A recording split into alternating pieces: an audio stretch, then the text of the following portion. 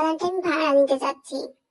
একসাথে একই কথা বলায় যুবক যুবতী দুজন একে অপরের দিকে ভুরু কুঁচকে তাকালো। ওদের সামনে বসে থাকা ভদ্রলোকটি মুচকি হেসে ওদের দিকে তাকিয়ে আছে।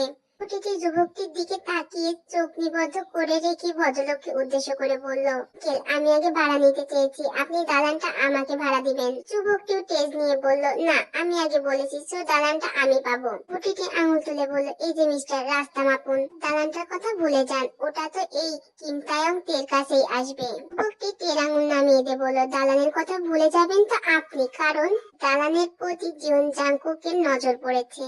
ঝগড়া সীমানার বাইরে যেতে দেখে ভদ্রলোক মুচকি হাসি বজায় রেখে শান্ত গলায় বলল, যারা শান্ত হও, ঠান্ডা মাথায় আলোচনা করতে হবে, ঝগড়া করে কখনো সঠিক সমাধান খুঁজে পাওয়া যাবে না। ভদ্রলোকের কথায় দুজনে ঝগড়া থামিয়ে দিয়ে ওনার দিকে তাকালো। বাদে তে বলে উঠল, আঙ্কেল আমি আপনাকে ভাড়ার দ্বিগুণ দেবো, তবুও দালানটা আমাকে দিয়ে দিন। কথার পিঠে একটি শান্ত দৃষ্টিতে দুজনের দিকে তাকিয়ে বলল, আমার দালানটির ভাড়া ফিক্সড, বেশি কম নেওয়া আমার নীতির বিরুদ্ধে। কিছু একটা ভেবে বলল, ঠিক আছে আঙ্কেল, যেহেতু আমি মেয়ে মানুষ সেহেতু দালানটি আপনি আমাকে দেওয়া উচিত। খুব বুড়ো কুচকে গম্ভীর কণ্ঠে বলল, মেয়ে হয়েছেন তো কি হয়েছে, ছেলে হয়েছে কি বলে মানুষ মনে হয় না?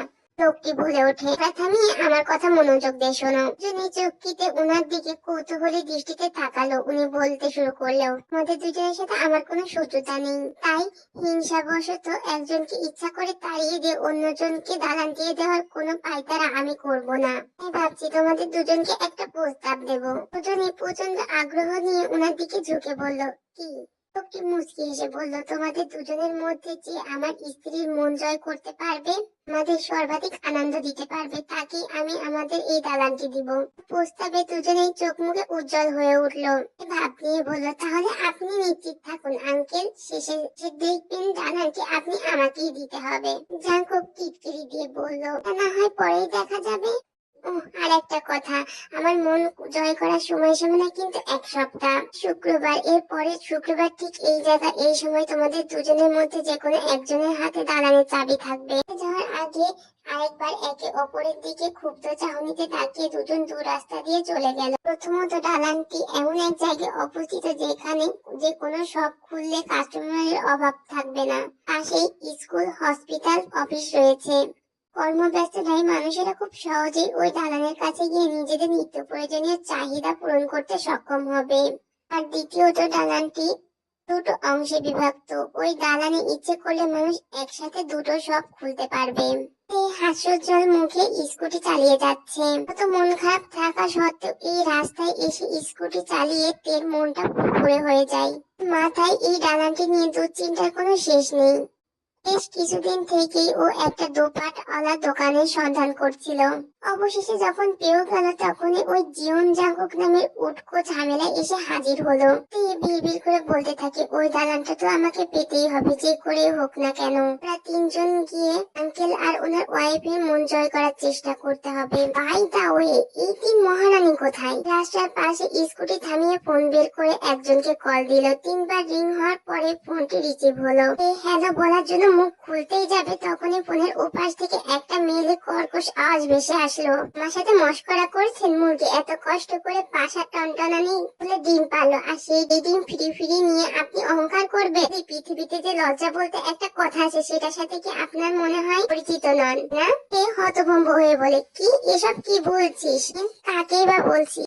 নিজের কর্কশ কণ্ঠ খানিকটা নমনীয় করে বলল, শোনা, আমি এখন ঝগড়া করছি, তোর সাথে একটু পরে কথা বলবো, ওকে বাই বলে জিমিন ফোন কেটে দিল। তো আহম্মকের মতো ফোনের দিকে তাকিয়ে বলল, আট দিকে সামলেতে অন্য একটা নাম্বারে ডায়াল করলো। বিপরীত পাশের ব্যক্তিটি ফোন রিসিভ করে উচ্ছ্বাসিত হয়ে বলল, হাই হাই তে, আমি মনে হয় প্রেমে পড়ে গেছি। তো আশ্চর্য হয়ে বলল, কি বলছিস, কখন, কোথায়, কিভাবে? আর মোস্ট ইম্পর্টেন্ট, সেই মহাপুরুষ যার প্রেমে তুই পড়েছিস? কোনো মহাপুরুষ না, ফুলের প্রেমে পড়ে গিয়েছি। ভাবতে পারবি না, এখানে চারপাশে শুধু ফুল আর ফুল, আমি তো জাস্ট মুগ্ধ। ফুলের বাগানে ফুল কিনতে গিয়েছি, তো স্বাভাবিক, চারপাশে ফুল দিতে দেখবি, জন্তু জানোয়ার তো আর দেখবি না। জানি জানি, জ্ঞান দিতে হবে না তোকে, আমি এখন প্রেমে পড়ার ফিল নিতে চাচ্ছি।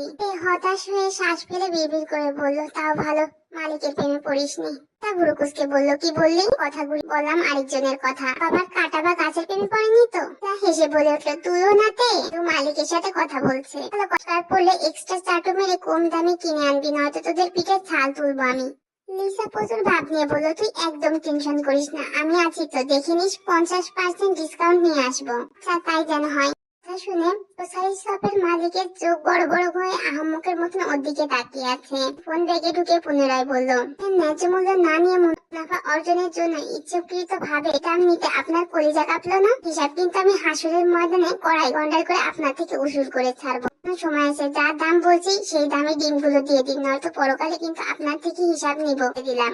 মালিক দীর্ঘ নিঃশ্বাস ফেলে মনে মনে বলল, মেয়ের পাল্লায় পড়লাম সকাল সকাল। এই যে কার মুখ দেখে ঘুম থেকে উঠেছিলাম কে জানে। ওনার সামনে চুটকি বাজিয়ে বলল, হ্যালো, কোথায় হারিয়ে গেলেন প্রেগনেন্ট আঙ্কেল? শপের মালিক হতভম্ব দৃষ্টিতে জিমিনের দিক তাকিয়ে বলল, কি প্রেগনেন্ট আঙ্কেল? নয়তো কি প্রেগনেন্ট লেডিদের মতন ফোলা পেট বানাতে লজ্জা করেনি? শুনতে শরম করছে? এই গোপাল ভাঁড়ের পেট নিয়ে আপনি হাঁটেন কিভাবে? মালিকের অবস্থা বর্তমান ছেড়ে দে মা, কেঁদে বাঁচি। ডিমের বাক্সটা ওনার হাতে দিয়ে হতাশ হয়ে কণ্ঠে বলল, নিন আপা আপনার ডিম। আর হ্যাঁ, আপনি চান তত টাকায় দিন, অথবা ফ্রি নিতে চাইলেও নিতে পারেন, আর কোনো সমস্যা নেই। বলল, আমি হতদরিদ্র কিংবা আত্মসম্মানহীন না, ফিরি ফিরি জিনিস নেব। তবে আপনি মুরগির পাছার নিচ থেকে ডিম হাতিয়ে আনেন। ওই মালিক তো পুরোই বাকরুদ্ধ। অসহায়ভাবে জিমিনের দিকে তাকিয়ে বিড়বিড় করে বলল, দয়া করে প্রস্থান করুন, নয়তো আপনার অপমানে আমি কাঁদতে বাধ্য হব। ওনার হাতে টাকা দিয়ে স্কুটিতে গিয়ে ডিমের বাক্সটা রেখে দিল। পর স্কুটিতে বসে স্টার্ট দিয়ে শপের মালিকের হাত নেড়ে হাস্যজ্জ্বল মুখে বলল,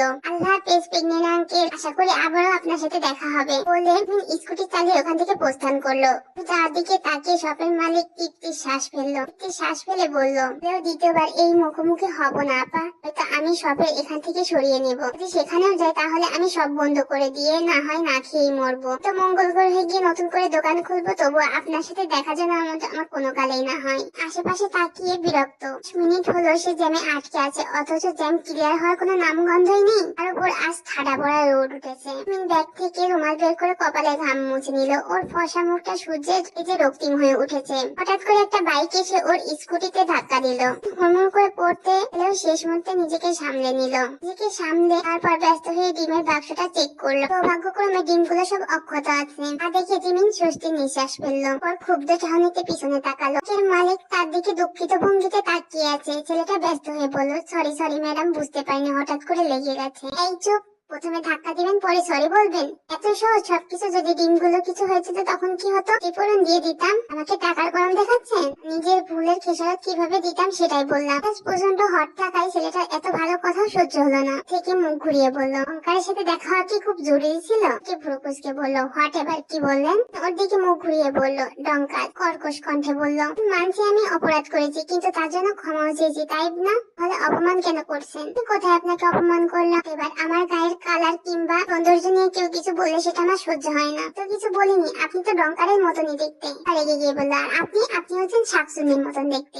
গর্জে বলল, মুখ সামলে কথা বলুন বেয়াদব পুরুষ। সেম টু ইউ বেয়াদব মহিলা। তবে এক কথা দু কথায় তাদের ভিতরে তুমুল ঝগড়া বেঁধে গেল। জ্যামে আটকে পড়া সব মানুষ ওদের ঝগড়া দেখছে। এমন সময় জ্যাম খুলে যাওয়ায় ওদের ঝগড়ার বিঘ্ন ঘটলো। তারপর দুজনের বাইক আর স্কুটি নিয়ে রাস্তার সাইডে গেল। পর একে অপরের দিকে রাগী দৃষ্টিতে তাকালো। এমন সময় সুগার ফোন বেজে উঠলো। জিমিনের দিকে রাগী দৃষ্টিতে তাকিয়ে ফোন রিসিভ করে বলল, বলো ভাই। পাশ থেকে জাঙ্কু স্বভাব সুলভ গম্ভীর স্বরে বলল, দ্রুত আয়, জরুরি কথা আছে। আচ্ছা আসছি। সুগা বাইক স্টার্ট দিয়ে জিমিনকে উদ্দেশ্য করে বলল, নাকি আমি পরে দেখে নেবো বেয়াদব মহিলা, বলে চলে গেল। পিছনের থেকে জিমিন চেঁচিয়ে বলে উঠলো, বিনীতা, আমার মতন সুন্দরী মেয়ে কি তো দেখতে চাবেন বেয়াদব পুরুষ? দিকে সূর্যের তেজ কিছুটা কমে এসেছে। রুমের বেলকনিতে 3টে চেয়ার দখল করে আছে। তা আর আয়ু আরেকটাতে ও বসে আছে। জিমিনের এখনো আসার খোঁজ নেই। ওরা বিরক্ত হয়ে সময় গুনতেছে। দাঁতে দাঁত চেপে বলল, জিমিন কি ডিমের তলে পড়েছে নাকি ডিমওয়ালার সাথে ভেগে গেল? উনি ধূপধাপ পা ফেলে জিমিন ওদের সামনে হাজির হলো। দু কোমরে হাত গুজে হাঁপাতে লাগলো। তারপর ওদের দিক তাকিয়ে একটা বেকল মার্কা হাসি দিয়ে বলল, হাই গাইস। লিসা ভ্রুক কেটে বলল, তুই কি ইউটিউবার? জিমিন হাসি থামিয়ে বলল, হাই গাইস কি ওদের দলিল করা ভাষা নাকি? ওটা বলার অধিকার সকল জনতারই রয়েছে। হাত উঁচিয়ে ওদের থামিয়ে দিয়ে জিমিনকে উদ্দেশ্য করে বলল, এত দেরি হলো কেন? পুর 12টার সময় তোর সাথে কথা হয়েছে, যখন তুই মুরগির পাছা নিয়ে গবেষণা করছিস। গবেষণা করতে করতে একটা না হয় 1:30টা বাজার কথা, কিন্তু তুই আসলে একেবারে বিকাল 5টায়। এর কথা শুনে লিসা আর আয়ু সামান্য হাসলো।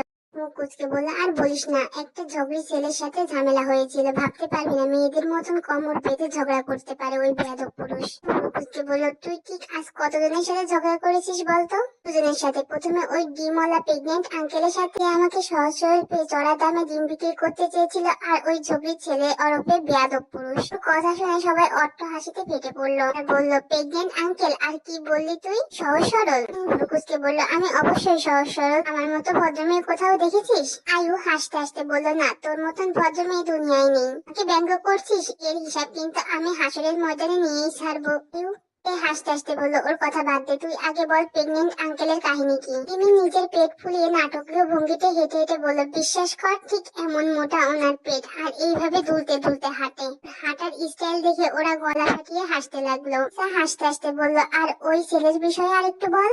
গম্ভীর কণ্ঠে বলল, ওটার কথা বললেই আমার শরীর জ্বলে যাচ্ছে। কিভাবে আমার সাথে ঝগড়া করলো বেয়াদব কোথাকার। হাসি থামিয়ে টিটকেরি দিয়ে বলল, আমার তো মনে হচ্ছে ছেলেটা একদম নিষ্পাপ, কারণ তোর মতন ঝগড়ুটে মেয়ের সাথে ঝগড়া করতে পারার মরদ ওর নেই। তিমির মুখ গম্ভীর করে ওর দিকে তাকিয়ে বলল, তুই আমার বেস্ট ফ্রেন্ড না ওই ছেলের?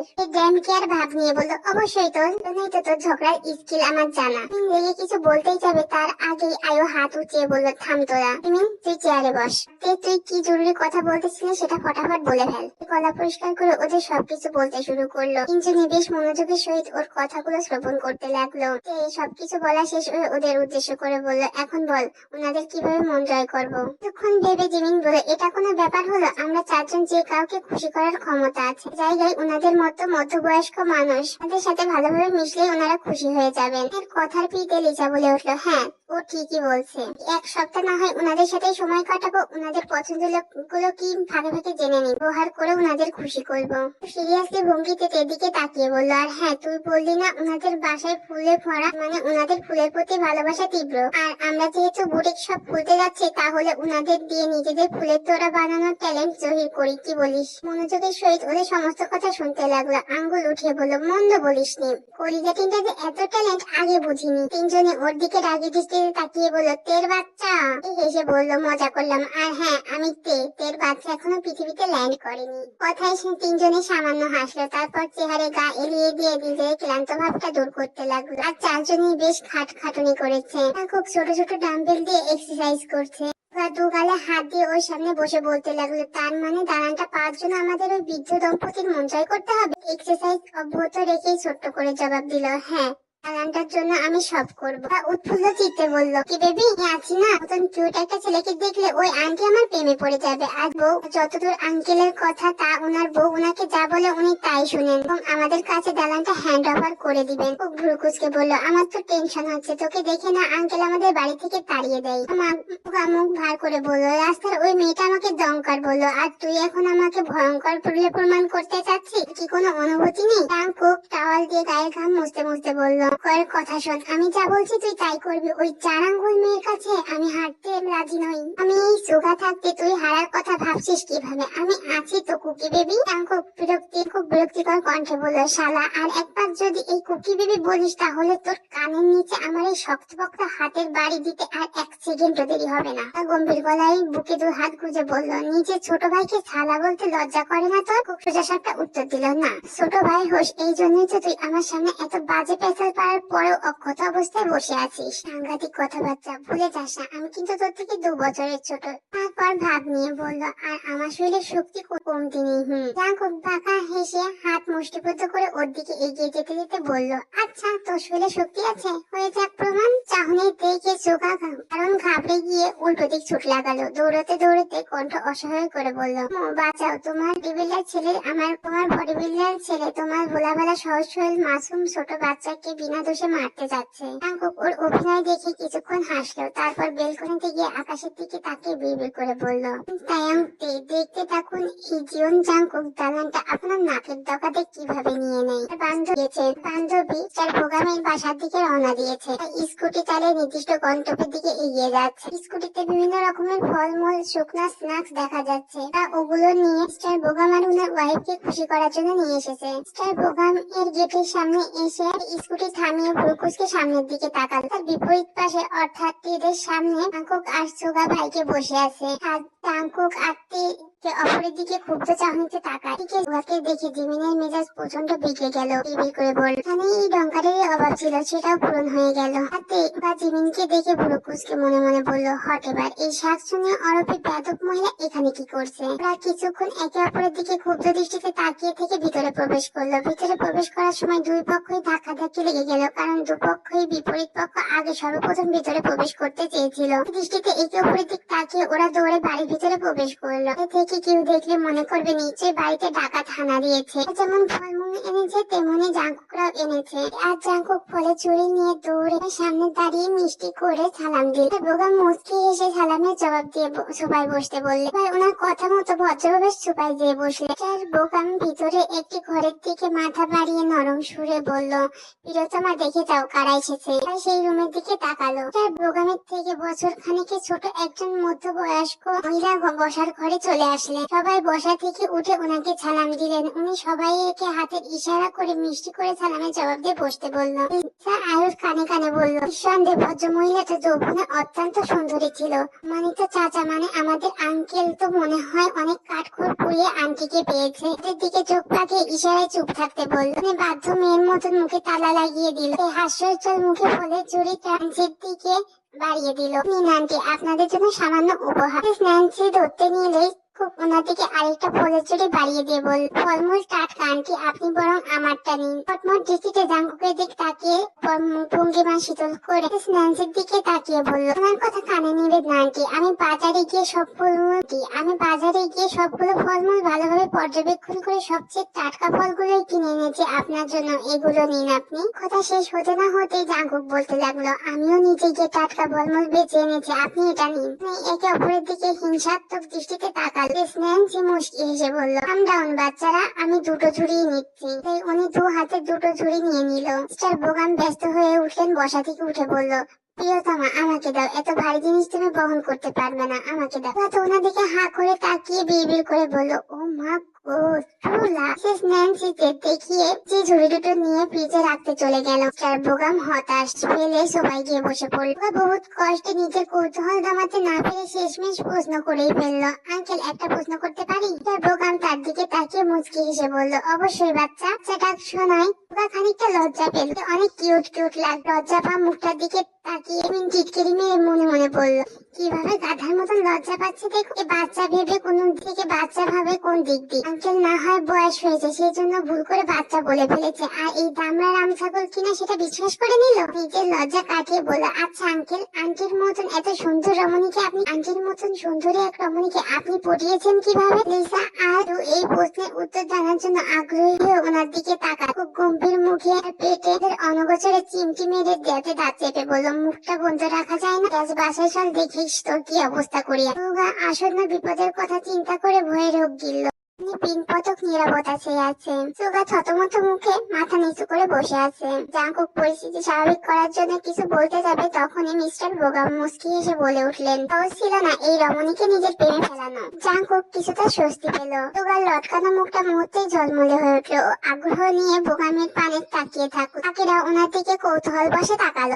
মিস্টার বোগাম পুনরায় বলে উঠতে শুরু করলো, এই কলেজ লাইফ থেকে আমি ওকে পছন্দ করতাম, কিন্তু সাহসের অভাবে কিছুই বলতে পারতাম না। তবু একদিন এক বুক সাহস জুগিয়ে প্রপোজ করতে গিয়েছিলাম। গিয়ে যা দেখলাম তাতে প্রপোজ করার শখ একদম মরে গেল।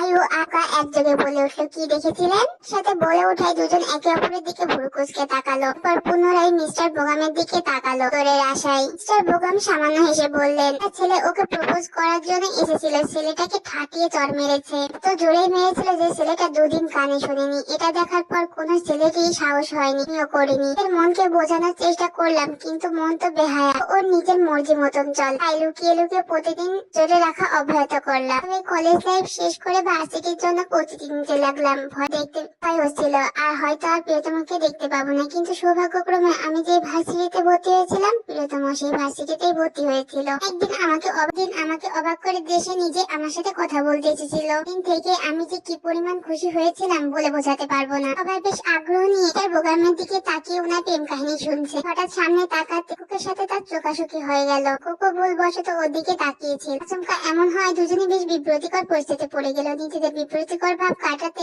জাঙ্কুকে মুখ ভেঙচি কাটলো। বুড়ুকুচকে ওর দিকে তাকিয়ে থাকলো। মিস্টার বোগামের কথায় ও ওর চোখ সরিয়ে ওনার দিকে তাকালো। একটা দিন এভাবে কাটতে, একটা দিন এভাবে কথা বলার পর আমাদের মধ্যে একটা ভালো বন্ধুত্বপূর্ণ সম্পর্ক গড়ে উঠলো। আমার সাহস কিছুটা বাড়লো। আর কিছুদিন পর অপেক্ষা করার পর আমি ওকে প্রপোজ করলাম। এরা একযোগে উৎসাহিত হয়ে বলল। তারপর প্রপোজ করার পর বেশ কিছুক্ষণ আমার দিকে তাকিয়েছিল। তা দেখে আমি পর্যন্ত ঘাবড়ে গিয়েছিলাম। মনে মনে প্রার্থনা করলাম কে যেন থাপ্পড় না দেয়। কিন্তু আমাকে অবাক করে দিয়ে ও আমাকে শর্ত দিল।